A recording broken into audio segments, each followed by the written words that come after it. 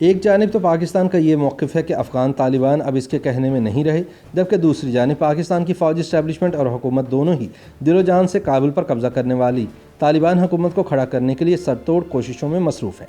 ایک جانب پاک فوج کے ترجمان میجر جنرل افتخار بابر نے واضح کیا ہے کہ افغان طالبان سے پاکستان کا رابطہ قومی مفاد میں ہے اور ان کی نیت پر شک نہیں کیا جا سکتا، جبکہ دوسری جانب وزیر اعظم عمران خان نے امریکہ سے مطالبہ کیا ہے کہ افغان حکومت کے منجمد بینک اکاؤنٹس فوری طور پر بحال کیے جائیں۔ اس حوالے سے پاکستان کی عسکری اور حکومتی قیادت ایک ہی صفحے پر لگتی ہے، کیونکہ دونوں ایک ہی تھالی کے چٹے بٹے ہیں۔ ISI چیف لیفٹیننٹ جنرل فیض حمید کے حالیہ دورہ افغانستان کے بعد حکومت پاکستان خصوصاً وزیر اعظم عمران خان افغانستان میں نئی طالبان حکومت کے وکیل نمبر 1 بن کر سامنے آئے ہیں، لیکن سوال یہ ہے کہ ایسا تاثر پاکستان کے لیے فائدہ مند ہے یا نقصان دہ؟ آئیے جانتے ہیں۔ وزیر اعظم عمران خان سے لے کر وزیر خارجہ مخدوم شاہ محمود قریشی اور مشیر برائے قومی سلامتی ڈاکٹر موید یوسف تک سبھی بین الاقوامی برادری سے طالبان کو انگیج کرنے کا مشورہ تواتر سے دے رہے ہیں۔ یہ عہدیدار عالمی اجلاسوں، پریس کانفرنسز، اخباری مضامین اور انٹرویوز میں افغان طالبان سے بات کرنے پر زور دے رہے ہیں۔ ان کا موقف ہے کہ طالبان کو تنہا چھوڑنا ایک سنگین غلطی ہوگی۔ افغانستان کو تنہا چھوڑنے کے نتیجے میں پناہ گزین اور سیکیورٹی کے بحران پیدا ہوں گے جو کسی ایک علاقے یا خطے تک محدود نہیں رہیں گے۔ سیاسی تجزیہ کار کہتے ہیں کہ یہ بات کوئی اتنی بری نہیں، کیونکہ ماضی میں دنیا کا افغانستان کو نظر انداز کرنے کا نتیجہ القاعدہ اور دیگر تنظیموں کی موجودگی کی شکل میں ہم دیکھ چکے ہیں۔ لیکن سوال یہ ہے کہ آیا پاکستان کو، جس پر افغان طالبان کی مدد کے الزامات پہلے دن سے لگائے جاتے ہیں، ایسا کرنے کی ضرورت ہے؟ یہ ذمہ داری کو دوسرا ملک کیوں نہیں نبھانا چاہتا؟ پاکستانی حکام کا کہنا ہے کہ وہ دیگر خطے کے ممالک کے ساتھ مل کر مشترکہ طور پر طالبان سے بات کرنا چاہتے ہیں۔ پاکستان کی اپوزیشن قیادت سے بات چیت نہ کرنے والے وزیر اعظم عمران خان نے اس سلسلے میں طالبان سے بات کرنے کا عندیہ دیا ہے، لیکن پاکستان کے سابق سفیر عاقل ندیم نے اس حکمت عملی کو غلط قرار دیا ہے۔ ان کا کہنا ہے کہ میرے خیال میں یہ بہت ایمیچور پالیسی ہے، جس سے لگتا ہے کہ پاکستان افغانستان میں اپنی فتح کا ڈھنڈورا پیٹ رہا ہے۔ یہ بات ہمارے اس موقف کو بہت بری طرح متاثر کر رہی ہے کہ ہم افغانستان میں مداخلت نہیں کر رہے اور ہمارا وہاں کوئی پسندیدہ گروپ نہیں ہے۔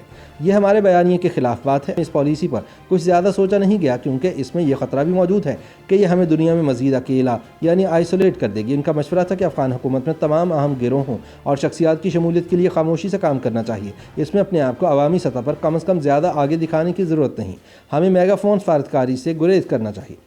بطور سفارتکار امریکہ میں پاکستان کی نمائندگی کرنے والے عاقل ندیم نے اس بابت گزشتہ دنوں خفیہ ادارے ISI کے سربراہ جنرل فیض حمید کے دورہ کابل کا بھی ذکر کیا اور کہا کہ اسے اتنا ہائی پروفائل نہیں بنانا چاہیے تھا۔ ان کا کہنا تھا کہ میڈیا سے خفیہ ایجنسیاں نہیں بلکہ کسی بھی ملک کی سیاسی قیادت بات کرتی ہے۔ اس سوال کے جواب میں کہ کوئی دوسرا ملک افغانستان کی ذمہ داری کیوں نہیں لے رہا، تو عاقل کا کہنا تھا کہ دیگر ممالک بھی یہ ضرور کر رہے ہوں گے۔ چین، ایران اور روس خاموشی کے ساتھ طالبان کے ساتھ رابطے میں ہیں، وہ انہیں پبلک نہیں کر رہے ہیں۔ ہمیں بھی یہی حکمت عملی اختیار کرنی چاہیے۔ دوسری جانب سیاسی مبصرین کا کہنا ہے کہ خاموش سفارتکاری کیسے ممکن ہے جب ابتدا میں پاکستانی وزراء اور اعلیٰ حکام نے یکے بعد دیگرے افغانستان سے متعلق ایسے بیانات دیے جن سے وہ مزید تنقید کا نشانہ بنے۔ دنیا کے اکثر ممالک طالبان کی حکومت تسلیم کرنے سے متعلق یقیناً سوچ رہے ہیں۔ کئی مغربی ممالک کے وزراء اسلام آباد اپنے خدشات اور مطالبات کی فہرستیں لے کر گزشتہ دنوں آئے بھی تھے۔ انہیں اپنے اپنے قومی مفادات کے تناظر میں بعض ضمانتیں درکار ہوں گی۔ کل کو اگر طالبان اپنی بات سے پھر جاتے ہیں تو پھر پاکستان کہاں کھڑا ہوگا؟